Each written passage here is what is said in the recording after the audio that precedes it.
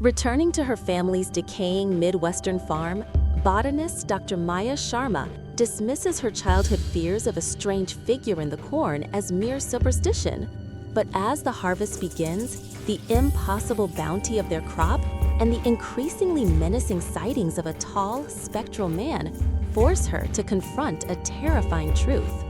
An ancient entity is tied to their land, a symbiotic being that has ensured their harvests for generations in exchange for a terrible price. Now, with the pact broken by her departure, the tall man is hungry, and Maya must use her scientific knowledge to fight a supernatural force before it harvests her family's future. Let's begin the story. Get comfortable and listen closely.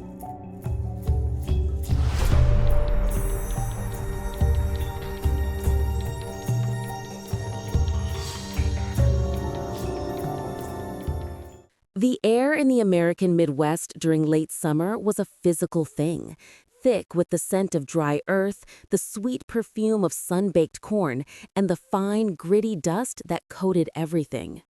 For Dr. Maya Sharma, it was the taste of a life she had gratefully escaped.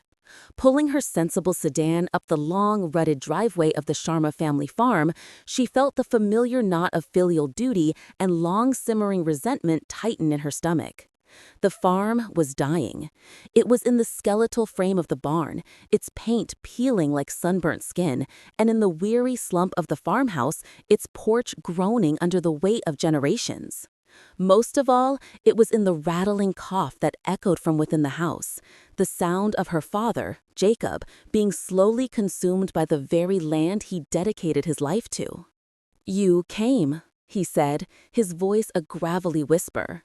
He stood silhouetted in the doorway, a man carved from old wood and stubbornness, his frame thinner than she remembered, his face a roadmap of worry. The tension between them was as thick as the humid air. She was a woman of science, of peer-reviewed papers and sterile laboratories. He was a man of the soil, of tradition and unspoken beliefs that bordered on superstition. "You said you needed help with the harvest," Maya replied, her gaze sweeping over the property. The farm was clearly struggling, a fact supported by recent reports of widespread drought and economic hardship for row crop farmers across the Midwest. Yet, paradoxically, their corn stood as a defiant anomaly. It was a monstrous emerald sea, the stalks towering over 12 feet high, packed so densely they seemed to swallow the sunlight just a few feet in. It was taller, thicker, and greener than she had ever remembered, or than seemed naturally possible. "The corn's good this year," Jacob rasped, following her gaze. "Always is." Later that afternoon, seeking refuge from the suffocating atmosphere in the house, Maya walked the perimeter of the colossal field. The rustling of the leaves was a constant, whispering chorus, a million dry tongues speaking a language she'd forgotten. A flicker of a memory, distant and dreamlike, surfaced. The childhood game. She saw herself as a small girl, no older than 7, daring herself to run along the same edge, her heart a frantic drum against her ribs. The game was simple: spot the tall man before he spotted you. He was a figure she alone could see, a fleeting, spindly shape moving between the dense rows. Her father had dismissed it as an imaginary friend, her mother as a trick of the light. As Maya grew older, she had adopted their logic, filing the tall man away with other childish fantasies.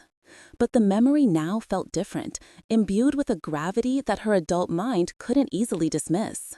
The cornfield wasn't just a field, it was a labyrinth, a place of secrets. The setting sun painted the sky in bruised shades of orange and purple, casting long, distorted shadows that seemed to writhe and stretch. From her childhood bedroom window, Maya looked out over that same view.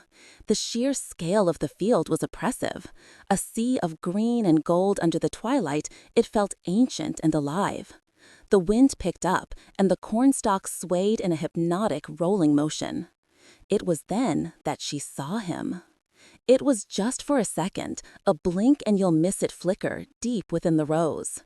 A silhouette, darker than the gathering shadows. It was tall, impossibly, unnaturally tall, and so thin it looked like a line drawn in charcoal against the dense backdrop of the corn. It moved with a swift, gliding motion that wasn't human, disappearing as quickly as it had appeared. The breath caught in her throat. The childhood memory, once a hazy and half-forgotten dream, crashed into her adult reality with a jolt of ice-cold fear. The game wasn't a game.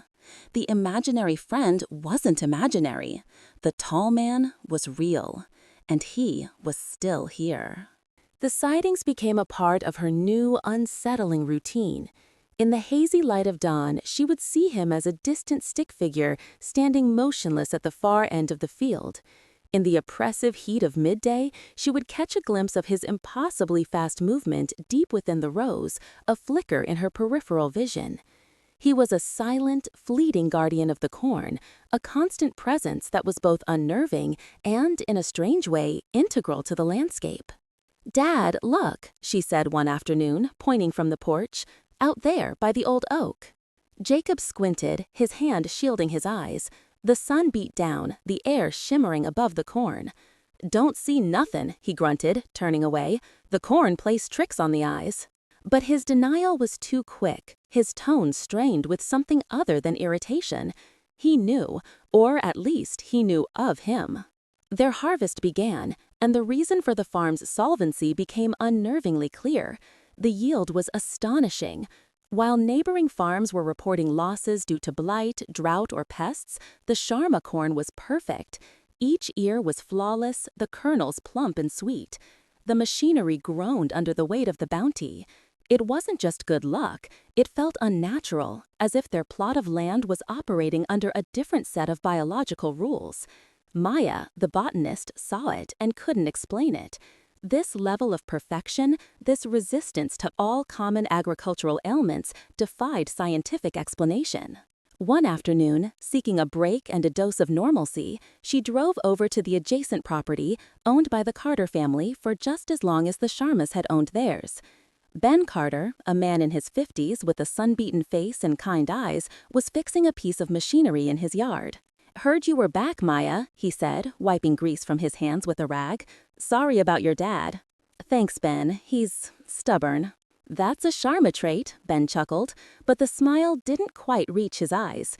His gaze drifted towards her family's land, a wall of green that dominated the horizon.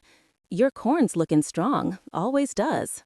"It's a lot," Maya admitted. "Honestly, I don't know how Dad does it. Our yield is off the charts. Meanwhile, I hear you've been having trouble with blight." Ben's expression clouded over. He leaned against his tractor, his folksy demeanor slipping to reveal a deep-seated weariness. "This land gives, and it takes," he said vaguely. "My grandpa used to have a saying about your farm. He'd look over at your fields, green as Eden, while ours were struggling, and he'd say, 'The Sharma land is blessed,' but he'd always say it quiet-like, fearful." "Fearful? Why?" Ben kicked at a loose stone, not meeting her eyes. "Because blessings have a price, Maya. Everyone knows that. Your family, you've always had the touch, but no one's touch is that good, not naturally."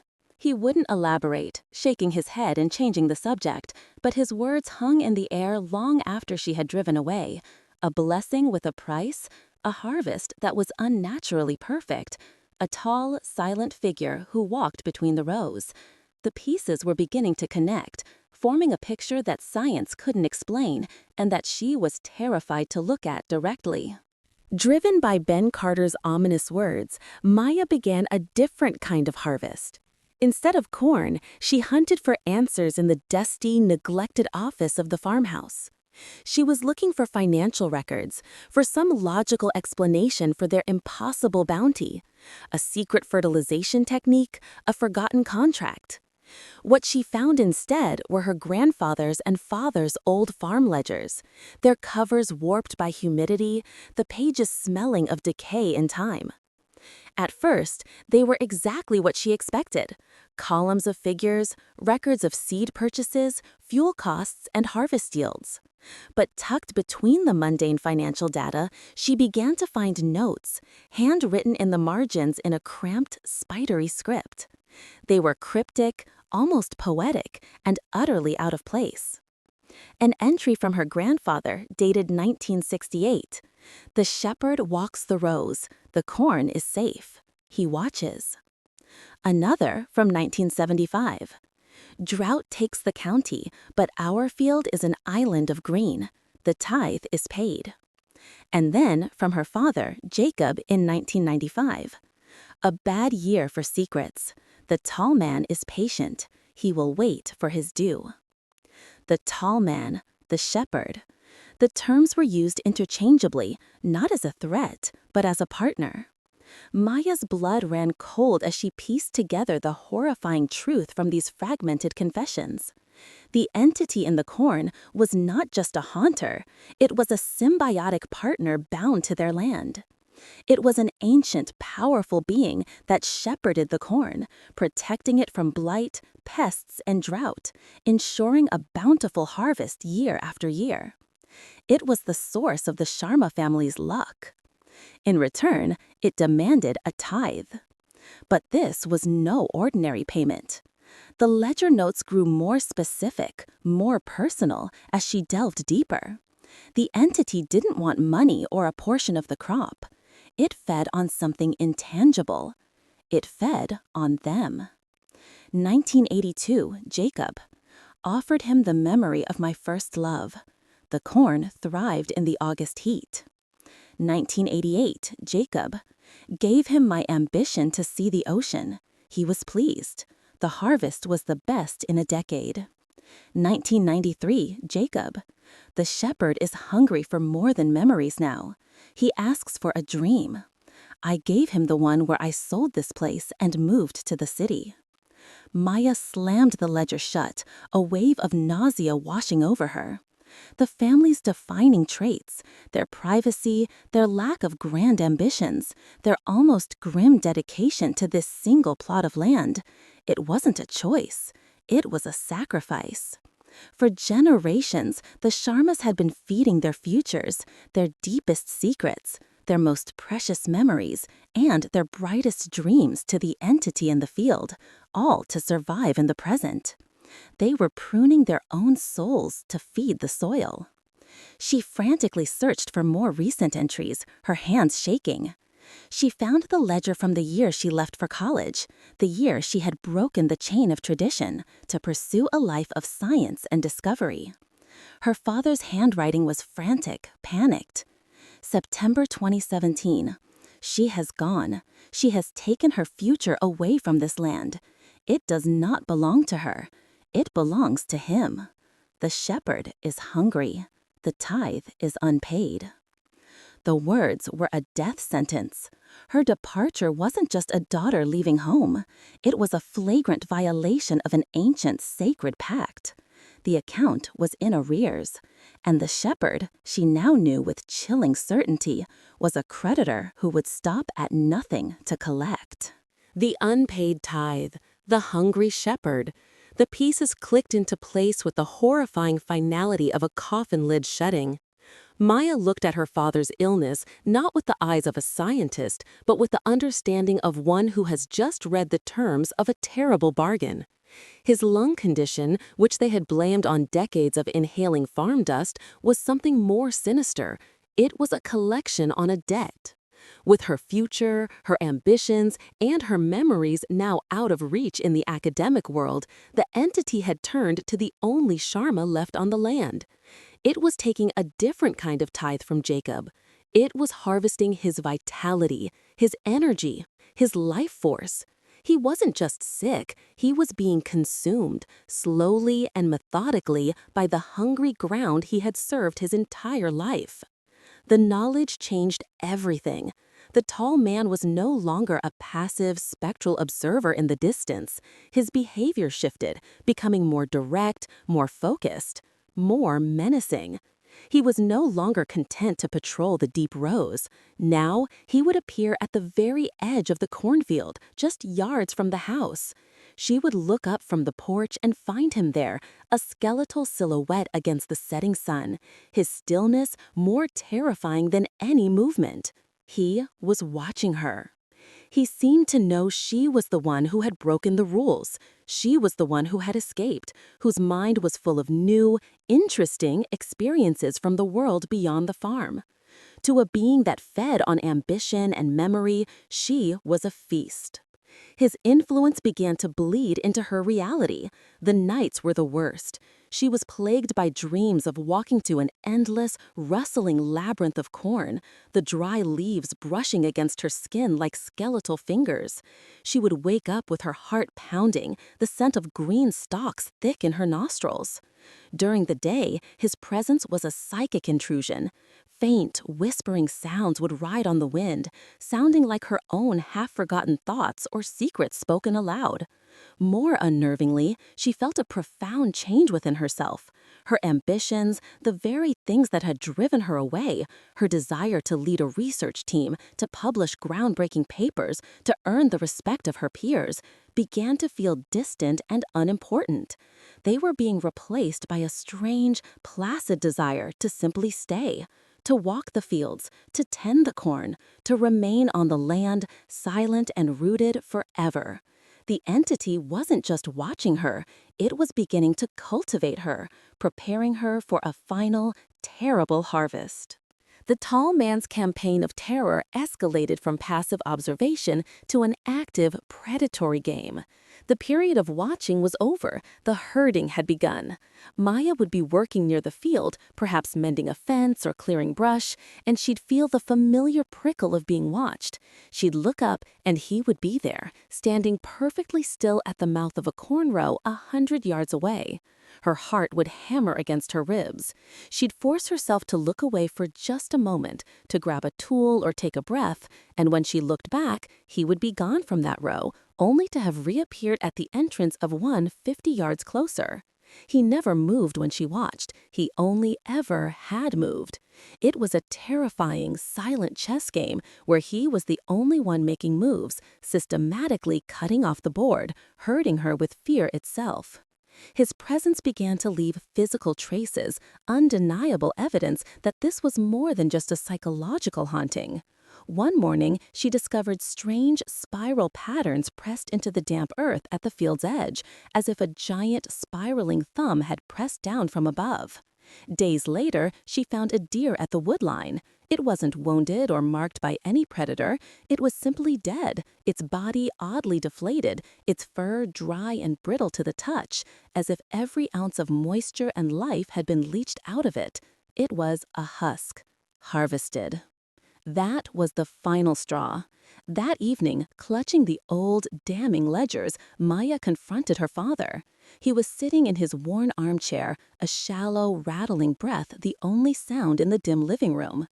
"I know," she said, her voice shaking as she held out the journals. "I know about the pact, about the tithe." For a moment, Jacob's face was a mask of stone. Then it crumbled. The decades of stoicism, of secrets and fear gave way to a torrent of grief. A dry, racking sob escaped his chest. He confessed everything, his words tumbling out in a torrent of guilt and terror. He confirms the pact, the nature of the tithe, and the horror he'd felt since she left. "I tried to give it more," he wept, his voice cracking. "My own memories, my strength, but it wasn't enough. It's not the same. It wants potential. It wants the future you took with you." His eyes, wide with terror, met hers. "It's been collecting its debt from me, Maya, a little piece every day. But now you're back, and you're so full of life, of knowledge from the outside. You're a feast compared to me. He's not just playing with you anymore. He's tasting. He's waiting for the final harvest, and he wants you to be the payment." The confession hung in the air, more chilling than any ghost story. It wasn't just a monster in the field. It was the family's secret partner, a creditor who had been patiently accepting payment from her father, but had now seen a far more valuable asset return home. The bill was due, and the tall man intended to collect. The final night of the harvest arrived with an omen. A colossal, luminous harvest moon climbed into the sky, so bright it bleached the color from the landscape and cast sharp, skeletal shadows. It bathed the farm in a ghostly, silver light. Inside the house, Jacob was weaker than ever, his breathing a shallow, painful whisper. The pact was reaching its terrible crescendo. The tall man was no longer a fleeting presence. He had abandoned all pretense of hiding within the corn. Maya looked out the kitchen window and saw him standing just beyond the weak circle of light cast by the porch lamp. He wasn't a shadow or a silhouette anymore.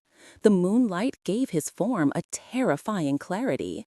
He was a tall, skeletal figure, wrapped in what looked like dried husks and shadow, his limbs too long, his joints bending at impossible angles. He was a silent, patient sentinel, an undertaker waiting for a body to be brought out. Maya didn't need to hear a voice to understand his purpose. She felt it as an overwhelming, non-verbal psychic demand pressing in on her from the field. It was a cold, absolute certainty that filled her mind. The tithe. It is due. The entity was done waiting. It wanted her. It presented a silent, brutal choice that echoed in the deepest parts of her soul. Offer it your future, your mind, your ambitions, and your life, or it would take the last flickering embers of your father's. Fear was a cold, solid thing in her chest, but as she looked at the patient monster by the corn and thought of her father fading away inside, something else rose to meet it: defiance. She was Dr. Maya Sharma, a botanist, a scientist. She had spent her life studying how living things grew, thrived, and died. The entity was symbiotic with the land, with the corn. It was a force of nature, but nature had rules. It had weaknesses. She could have fight it with muscle or with the forgotten folklore in the ledgers, but maybe she could fight it with her own knowledge. Maybe she could poison the well. A desperate, scientific gambit formed in her mind. She ran to the barn, her heart pounding a frantic rhythm. She ignored the gasoline cans and old rusty tools. Her target was a locked metal footlocker she'd brought back from the university. Inside, stored in carefully sealed containers, were remnants of her old research. She bypassed benign fertilizers and growth agents, her hands searching for one specific sample: a potent experimental blight. It was a genetically engineered fungus designed in a lab to be devastatingly effective, capable of decimating a crop in hours. It didn't just cause wilting or spots, it attacked the very genetic core of the corn, inducing rapid systemic necrosis. It was an agricultural nuke. She held the container in her hand. It was her future, but not in the way the tall man wanted. This was the knowledge she had left the farm to gain. Now she would use it to save the farm by destroying it. A desperate, scientific gambit formed in her mind. She ran to the barn, her heart pounding a frantic rhythm. She ignored the gasoline cans and old rusty tools. Her target was a locked metal footlocker she'd brought back from the university. Inside, stored in carefully sealed containers, were remnants of her old research. She bypassed benign fertilizers and growth agents, her hands searching for one specific sample: a potent experimental blight. It was a genetically engineered fungus designed in a lab to be devastatingly effective, capable of decimating a crop in hours. It didn't just cause wilting or spots, it attacked the very genetic core of the corn, inducing rapid systemic necrosis. It was an agricultural nuke. She held the container in her hand. It was her future, but not in the way the tall man wanted. This was the knowledge she had left the farm to gain. Now she would use it to save the farm by destroying it. Clutching the heavy, sealed container of blight, Maya stepped off the porch and into the ghostly light of the harvest moon. The air was unnaturally still, the usual chorus of crickets and night insects silent. All that existed was the suffocating rustle of the corn and the waiting figure. The tall man stood at the entrance to a central row, a silent, dark invitation into his domain. He was the gatekeeper to the labyrinth. She walked towards him, her boots crunching on the dry dirt. Her fear was a living thing, a cold knot in her gut, but she walked with purpose. This was not the walk of a sacrifice. It was the walk of a soldier. As she reached the edge of the field, the psychic pressure intensified, a demanding, hungry pull on her mind. The tall man's form seemed to shimmer, becoming clearer and more solid than it had ever been before, as if her proximity and her fear were giving it substance. It raised one impossibly long, spindly arm, beckoning her forward. She stepped into the row. The entity moved toward her, not with its usual unnatural speed, but with a slow, deliberate glide. It was savoring the moment of collection. This was the climax of the ritual. But Maya didn't run. She didn't scream. She spoke, her voice steady and clear in the dead-still air. "I acknowledge this pact," she declared, her words a stark human sound in the eerie silence. The tall man paused, its head tilting slightly. "I know what you are owed, but the terms are no longer acceptable. This family is no longer your crop. This land will no longer be fed by our future." She looked the terrifying figure in its non-existent eyes and said, "The pact is broken." And with that, she knelt. She twisted the seal on the container and unleashed her scientific weapon. She poured the concentrated experimental blight directly into the soil at the base of the mighty cornstalks, at the very heart of the entity's power. The climax was not a physical struggle, but an act of silent, brutal agricultural warfare. The effect was immediate and horrifying. The soil around the liquid darkened as if burnt. The towering stalks of corn closest to her began to visibly wither. A wave of black decay spread outwards with unnatural speed. Green leaves turned to brittle black claws before her eyes.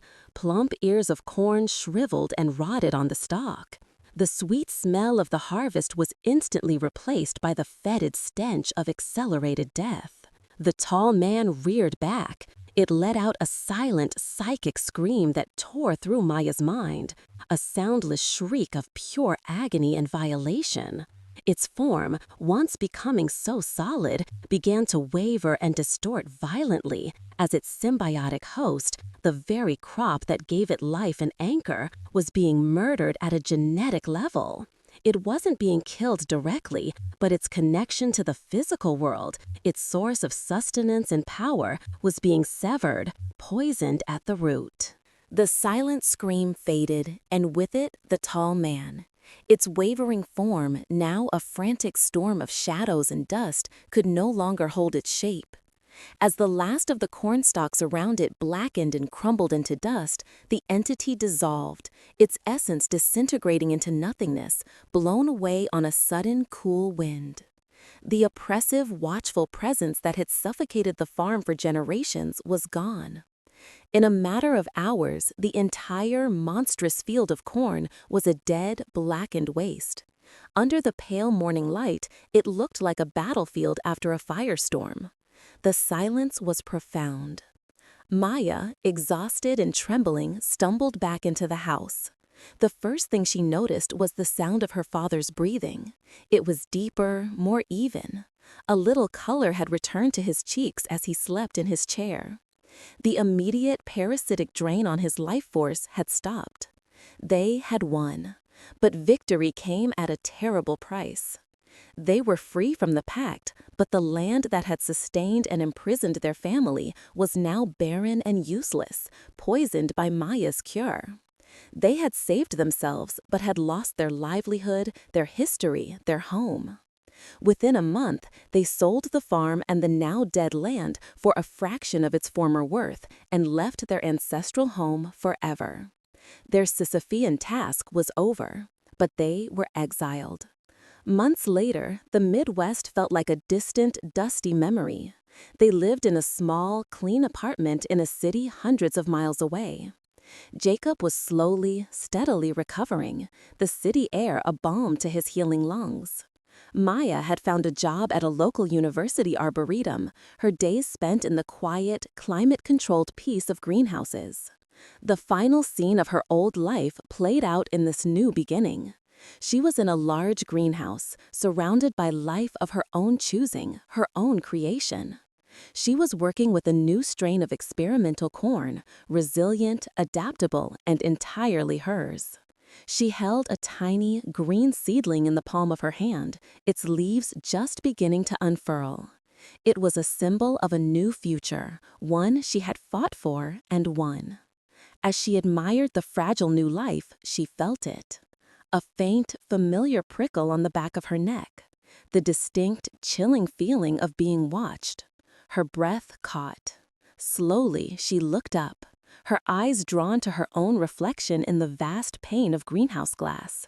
And for a split, heart-stopping second, superimposed over her own face, she saw a reflection that wasn't hers. Standing among the neat, orderly rows of green shoots was a tall, impossibly thin figure. It vanished as soon as she blinked. Maya shuddered, a deep, bone-rattling chill running through her. A horrifying realization dawned. You can kill the crop, you can break the pact, you can flee the land, but the hunger in the earth is patient, and it always waits for a new harvest. Enjoyed the story? Don't forget to like, share, and subscribe for more. We'd love to hear your thoughts in the comments below.